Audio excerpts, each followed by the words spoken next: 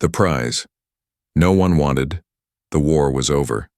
The ground was still smoking and bodies lay silent under the alien sky. Human soldiers stood in a line, dirty, tired, and wounded. But they had won. One of them, a young man named Jack Ryden, stood at attention. He was tall, with dark hair and calm eyes. He didn't smile like the others. He had seen too much in the battle. He had lost friends. He was just glad it was over. The alien governor, a fat creature with too many eyes and a long tail, slithered forward. His voice echoed as he spoke through a translator. To the brave human soldier who led the final charge, we give a reward. Jack didn't react. He expected maybe a medal or a handshake. But then, two alien guards dragged something forward, a figure in chains. It was a woman, an alien woman. She was tall, her skin a soft blue with faint glowing, lines running across her arms and neck. Her silver white hair fell over her face. Her wrists and ankles were shackled in thick iron. Her back was bent, her knees weak. She looked like she hadn't eaten in days. The crowd was silent. The governor smiled. She is your prize, taken from the slave camps, once a royal from her kind. Now, she is yours. The other soldiers chuckled awkwardly. Some muttered things, like, lucky guy or better than nothing. But Jack didn't laugh. He stepped forward slowly, his eyes locked on the alien girl's face. Her eyes met his, bright, glowing, full of pain. She didn't cry, she didn't scream, but her gaze stabbed deeper than any blade. Jack looked around. You're giving me a person? He asked, voice quiet. The governor hissed. She is not a person anymore, she is spoils of war. Jack knelt. Gasps came from the crowd. Even the alien guards blinked in confusion. Jack gently lifted her hand. It was cold, shaking. What's your name? He asked softly. She didn't. Speak. It's okay, Jack said. You don't have to answer. One of the human officers barked. Jack, just accept the reward. It's an honor. But Jack stood up and faced them. I didn't fight for this. I don't want a slave. This is wrong, the officer sighed. It's how they show respect. Take the gift or insult the peace. Jack looked at the alien girl again. She was staring at him, not like he was her owner, but like he was something strange, something dangerous. Not because of violence, because of kindness. Then I'll take her, Jack said finally, but not as a prize. The officer raised an eyebrow. Then what is she to you? Jack looked back one more time. He didn't know what he felt. He just knew she didn't deserve this. She's someone who needs help. Later that night in the military camp, Jack gave her his food and blanket. She didn't eat, she didn't sleep. She just sat in the corner of his tent, arms around her knees, staring. Jack didn't push her. He simply said, if you want to run, I won't stop you, but if you stay, I'll do what I can. Still, she was silent. Jack leaned back against the tent wall, closed his eyes, and whispered, You're not a thing. You're not some prize. He didn't hear her move, but as he started to drift into sleep, he thought he heard something, a whisper, soft, broken. Sira. His eyes opened. She was still staring, but now she had spoken. Sira, he repeated. That's your name? She nodded once, just barely. Jack gave a small smile. I'm Jack. No response. But something had changed. She had spoken her name. To him. The rain fell hard on the outpost. Cold, gray drops hit the metal roof of Jack's tent. He sat on the ground across from the alien girl, Sira. She had not moved since she gave him her name last night. She sat like a statue, her back against the wall, knees pulled to her chest, arms wrapped tightly around herself. Her chains clinked softly every time she shifted.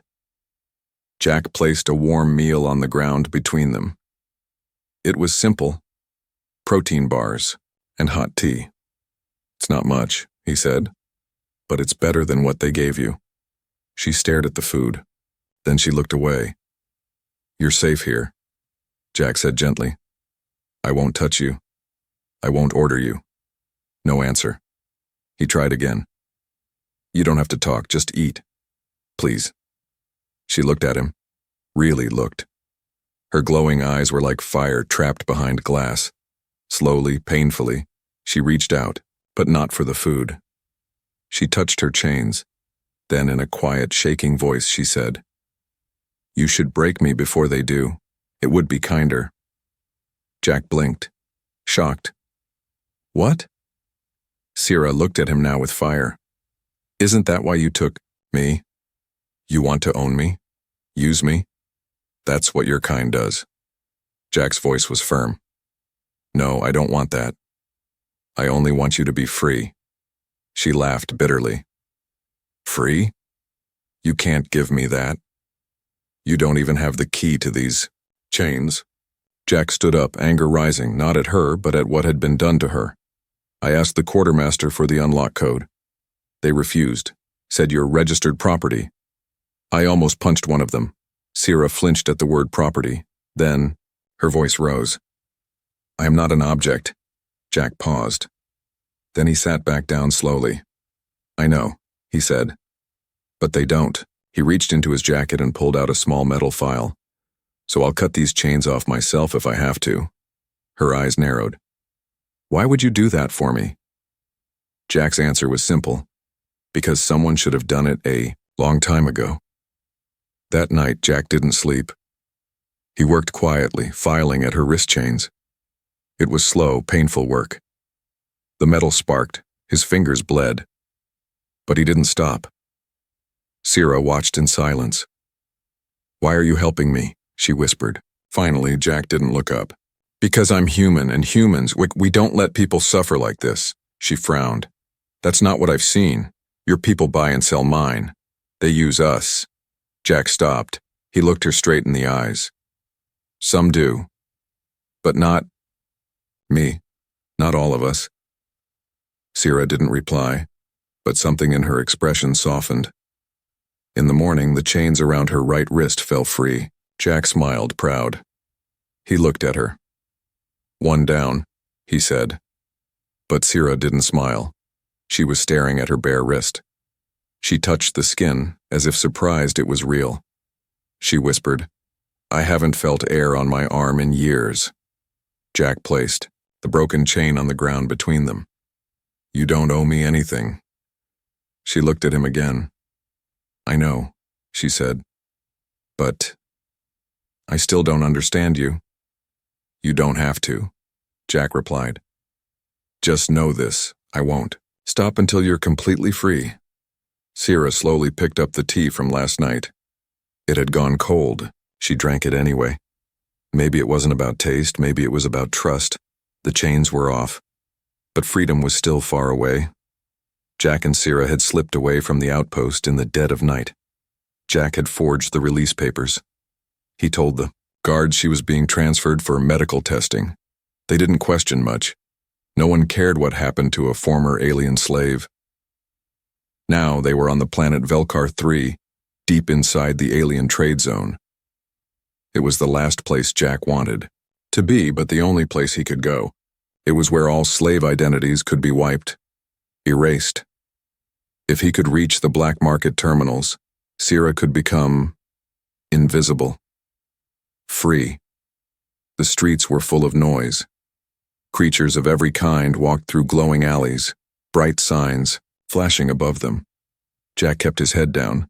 Sierra stayed close, wearing a dark cloak. Her silver hair was hidden.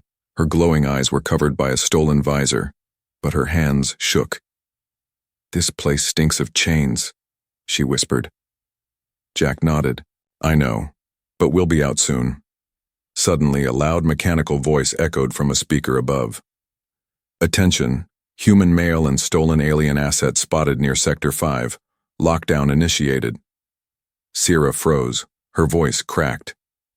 They found us. Jack grabbed her hand without thinking. Run. They raced through the streets, feet pounding against metal panels. Drones zoomed overhead. One spotted them and fired a warning shot that cracked the wall beside Jack's head. Left, Sierra shouted. They turned into a tight alley, knocking, over crates of glowing fruits and screeching lizards. A tall insectoid vendor yelled at them, but Jack didn't stop. He kicked over a barrel to block the path. Sierra leaped over it without help. Even after all her suffering, her body moved like a warrior's. "You've done this before," Jack said, panting. "I was hunted before," she replied, "by worse than drones." They ducked into an abandoned workshop. The sound of sirens faded behind them. Inside, it was quiet, dusty, filled with broken machines. Sierra leaned against the wall, breathing hard. Jack scanned the room. "We rest here just for a minute." Sierra pulled off her visor. Her eyes glowed softly in the dark. She stared at Jack, then said something that surprised him. "You didn't have to run with me. You could have handed me back." Jack sat down beside her. "Yeah, I could have." "Why didn't you?" He looked at her. "I don't know," he said softly. "Maybe because when I look at you, I don't see a slave. I see someone stronger than me." Sierra blinked. No one had ever said that to her before. Suddenly, bang! The door slammed open. 3 alien bounty hunters stood at the entrance. One of them held a stun whip. The leader pointed at Jack. "You took Imperial property, human. Hand it over." Jack stood. "She's not property," the alien laughed. "She's worth more than your ship, fool. We're taking her." But before they could move, Sierra stepped forward. Her cloak fell off. She raised her hand, and from her palm, a pulse of blue energy burst out, knocking the lead hunter back. The others gasped. "She's not broken," one hissed. "She still has power." Sierra's voice was cold. "You want to drag me in chains? Try." The fight was brutal. The hunters charged. Jack fought with fists and tools, while Sierra used short bursts of energy to knock them down. One whip slashed across Jack's arm. Blood sprayed. Sierra saw it and screamed. She unleashed a wave of energy that shattered the ceiling lights and sent all 3 hunters flying out the door. Breathing hard, she ran to Jack and caught him as he stumbled. "You're bleeding," she said, voice trembling. "I've had worse." Jack smiled weakly. Sierra's hands shook. She pressed her palm to his wound. A soft blue light glowed. The pain eased. Jack looked at her, amazed. "You can heal too?" She didn't answer. She only whispered, "No one has ever bled for me." Moments later, they escaped through the back and disappeared into the sewer tunnels. The way forward was dark, wet, unknown. But they kept walking, side by side. Not as prisoner and master, but as 2 runaways bound by something deeper. Hope. The forest moon was silent. No ships, no cities, no cameras, only wind through purple trees, and the low hum of distant insects.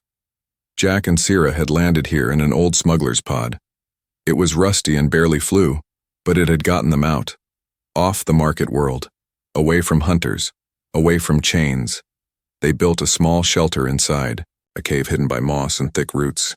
Jack had patched the entrance with broken metal panels, and the air was finally warm again. Safe. But the silence between them had grown louder. Sierra sat alone near the edge of the cave, watching the trees sway. She hadn't spoken much since the Yao fight, since she'd healed his wound. Jack sat across from her, wrapping a bandage around his shoulder. "We made it," he said. "You did more than I ever could." Still no answer. He leaned back, looked at the sky. The stars here moved slower, brighter. "If you want to leave, I won't stop you. I'll help you find a ship, a new name, whatever you need." Sierra looked at him. "Why do you keep offering freedom like it's yours to give?" she asked quietly. Jack met her gaze. "Because I know what it's like to feel trapped." She tilted her head. "You were never in chains." Jack didn't argue. She stood up, walked past the firelight, and stopped in the shadows. Then she began to undo the top part of her worn suit. Jack turned his eyes away, confused. "Sierra, what are you—" Her voice stopped him. "Look." He turned, and what he saw made his breath catch. Her back was covered in burns. Not just scars, but carved marks, symbols burned deep into her skin. Each one different. Faded numbers, slave codes, branding from different owners. I was taken at 16, she said. Her voice was calm now, too calm. They passed me from ship to ship. Each one added their mark. My body is a map of pain. She pointed at one mark near her neck. This one meant breeder. They tried, I made sure they failed. Another near her ribs. This one meant dangerous. It was a warning. Then she turned back to him. Her eyes glowed, not from power, from something stronger. Fury. They broke my name. They broke my voice. They made me less than alive. Until you. She stopped. Jack stood up. Slowly. He didn't reach for her. He didn't touch her. But he said softly, "Until I what?" Sierra's throat trembled. Her fists were clenched. "Until you saw me." She sat by the fire again, silent. Jack sat beside her, not too close. "You can hate humans," he said. "I understand. If I were you, I might hate us too." Sierra didn't answer for a while, then, "I don't hate you." He looked at her. "I don't understand you," she added quickly, "but I don't hate you." Jack gave a small smile. "That's a start." She gave a dry laugh. "I should be planning how to disappear. I should be running, but I'm still here." He stirred the fire. "Why?" Sierra didn't answer. Not with words. Instead, she leaned her head gently against his shoulder. Just for a second. Just enough. The next day, Jack woke up early. The wind outside was gentle. The sky was clear. He made something that looked like breakfast: dried meat, old tea, and crushed fruit. Sierra stepped out of the cave. Her silver hair was loose now. No more visor, no more cloak, just her. Jack handed her the food. She took it, sat beside him. "I used to be a commander," she said suddenly. "Before the fall, I led armies." Jack looked at her, surprised. "You never told me." "No one asked," she said. "They only asked how much I was worth." She bit the meat, chewed slowly. "Now I can't even lift a blade without shaking." Jack stood and picked up a long branch. He held it like a sword. "Then I'll teach you again." She blinked. "You? A soldier of Earth?" "I trained in hand to hand. I know enough. You still have your fire. Just need a little control." She smiled. It was small, but real. "All right, human. Show me." For hours they trained together in the clearing. Jack swung slow. Sierra blocked, at first awkward, then smoother. Her footwork returned, her balance, her speed. He laughed when she tripped him once. "You're a fast learner." She grinned. "I had a good teacher once." As the sun fell, they sat again by the fire. Sierra stared at the flames. "My people think I'm dead. Or broken. Maybe both." Jack turned to her. "What if we sent a message?" "They won't listen. They might if it comes from both of us." Sierra looked at him. "You'd risk that?" Jack nodded. "You're not the only one who wants to fix what was broken." Sierra reached for his hand. This time, she held it. No fear. No chains. No shame. Just warmth. The nights on the forest moon had grown warmer, or maybe it just felt that way because she no longer slept alone. Sierra lay beside the fire, eyes half open. Her head rested on a rolled-up jacket Jack had given her. He was across, from her, dozing, his hand resting near the hilt of a knife, just in case. But she didn't need protection tonight. Not from outsiders, not anymore. The only battle left was inside. Jack woke to find Sierra sitting by the edge of the cave, arms wrapped around her knees, eyes glowing softly in the pale light. She was watching something far away, or maybe just remembering something too close. He walked over slowly and sat beside her. "You okay?" he asked. She didn't look at him. "I keep dreaming of the ships, the cages, The collars. Jack waited. They put thoughts in your head, she said. That you're weak, that you deserve it. After a while, you start to believe it. Jack reached out and gently placed something in her hand. It was a flower. Small, pink, with petals shaped like stars. They grow wild here, he said, but it's rare to see one at night. Sira stared at the flower. Her hand trembled slightly. You don't know how many nights I sat like this, waiting for someone to care, she whispered. Jack looked at her. I don't care because I have to, he said. I care because you matter. She turned to face him. Why? Jack's voice was quiet, honest. Because I see someone who could have given up, but didn't. Later that day, they cooked together. Jack wasn't good at it. His food always ended up too dry or too hot. But Sira had learned fast.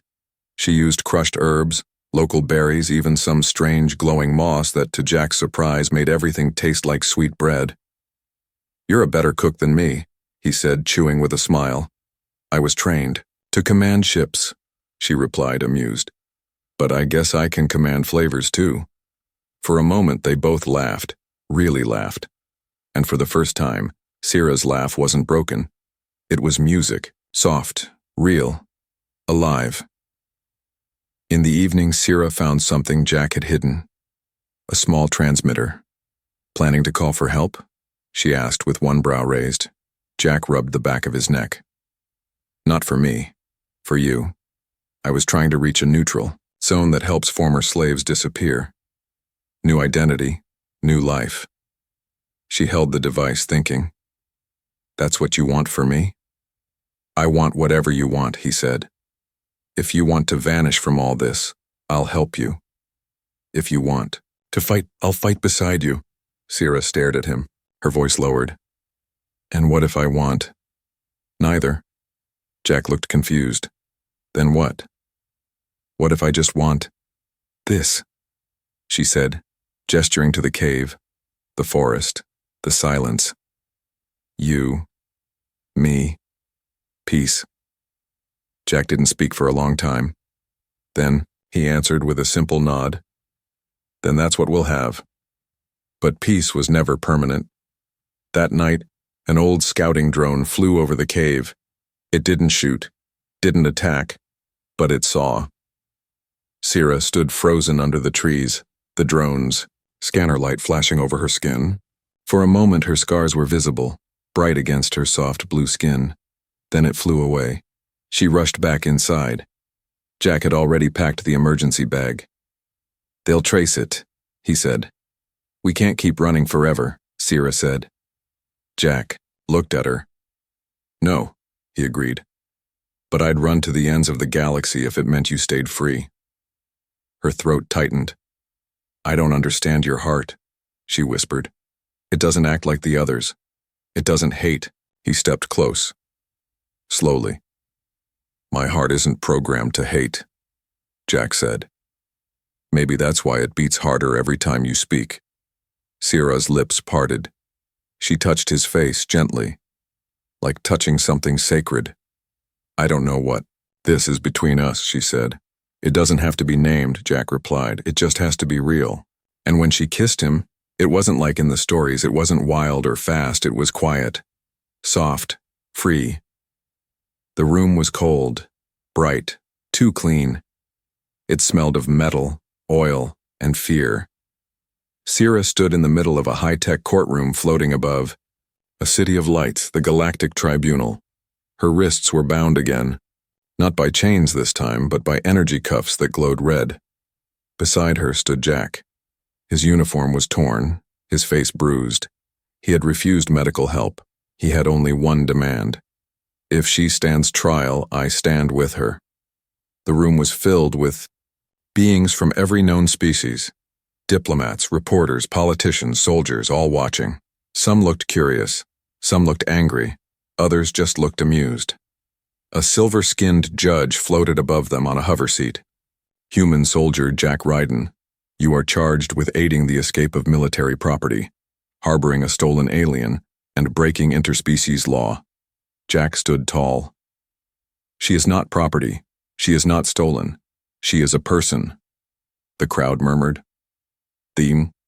Judge turned to Sira. You were once a citizen of the Zalari Empire. Your people lost the war. Your rights were stripped. You were catalogued as war salvage. Do you deny this?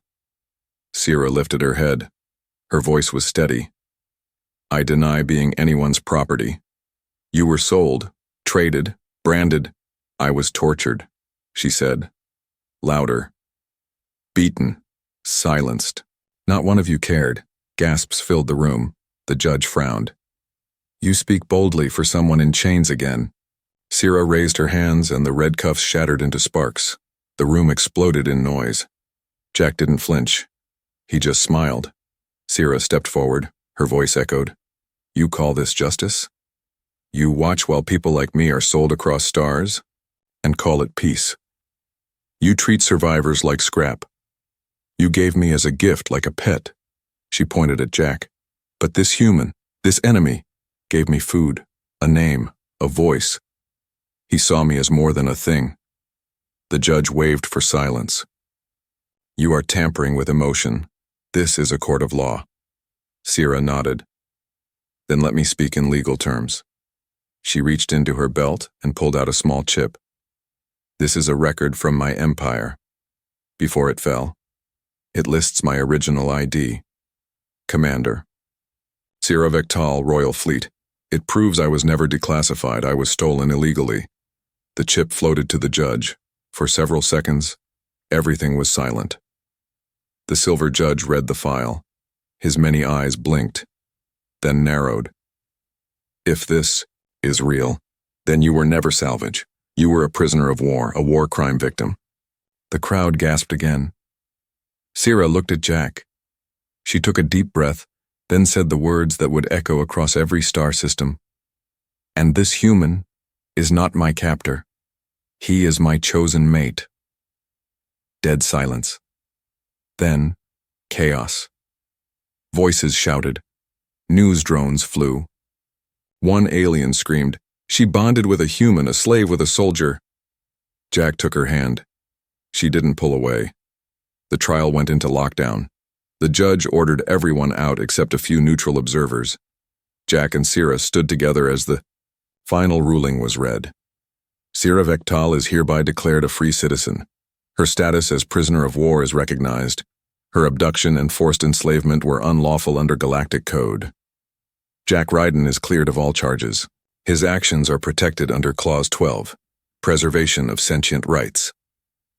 Their bond is unconventional, but legal. Sira turned to Jack. Her hand still trembled. Not from fear now, but from something else. Did we really win? She whispered. Jack smiled. No. We survived. The rest starts now. Outside the court, reporters screamed questions, but one alien girl in the crowd didn't ask anything. She simply held up a sign. It read, I was one of them. Now I have hope. Sira saw it, and for the first time, like she cried, not for pain, but for healing. 1 year later, the war was now just a memory. The galaxy had started to change, not all at once, not everywhere, but somewhere. And on a small moon covered in green hills and glowing lakes, a new home had taken root. A place without walls, without slaves, without fear. It was here that Jack Ryden built a house not of stone or metal but of kindness, and beside him every day walked Sira. That morning, the sky above the moon shimmered with soft pink light. 2 suns were rising slowly, casting golden warmth across the land. Jack stood by the lake, adjusting the collar of his jacket. It was the only formal clothing he owned, clean, pressed, slightly too tight. He hated how it looked, but today was special. Today he was going to marry the woman who once knelt in chains before him, Sira. Inside their home, Sira stood in front of a mirror made from polished alien crystal. Her silver-white hair was braided with flowers, tiny glowing ones she had picked herself the night before. She wore no crown, no jewels, just a simple flowing dress made by her own hands. Her scars were still there, but she didn't hide them. She let them show. They were part of her story, and today, her story would take a new name. As the sun reached its peak, the people began to gather. Humans, aliens, former slaves, even a few old enemies who had changed their hearts. They stood, together in a circle by the lake. No stage, no platform. Just earth and sky. Jack stood waiting. He had faced war, fire, courts, loss. But nothing had ever made his heart beat like this. Then he saw her. Sira walked through the crowd. Alone, strong, proud. Her eyes found his, and they smiled. Not with lips, but with something deeper. A quiet joy that said, "We made it." When she reached him, they stood face to face. The crowd went silent. The priest, a gentle creature with feathers and 4 eyes, stepped forward. "Do you have words to share?" it asked in a soft voice. Jack nodded. He cleared his throat and looked at Sira. "I met you when you were broken, but I didn't fix you. You did that on your own. I just stood beside you." He took her hands. "You showed me that strength isn't about muscle or weapons. It's about surviving and still choosing kindness." He paused. "I don't care where you come from, what you were, or what scars you carry. I love who you are, and I want to walk beside you forever." Sira's turn. She took a slow breath. Her voice was soft but strong. "I hated your kind once. I thought all humans were cruel. But then one of you knelt instead of giving orders. You asked for my name, and you gave me yours." She looked around at the people gathered.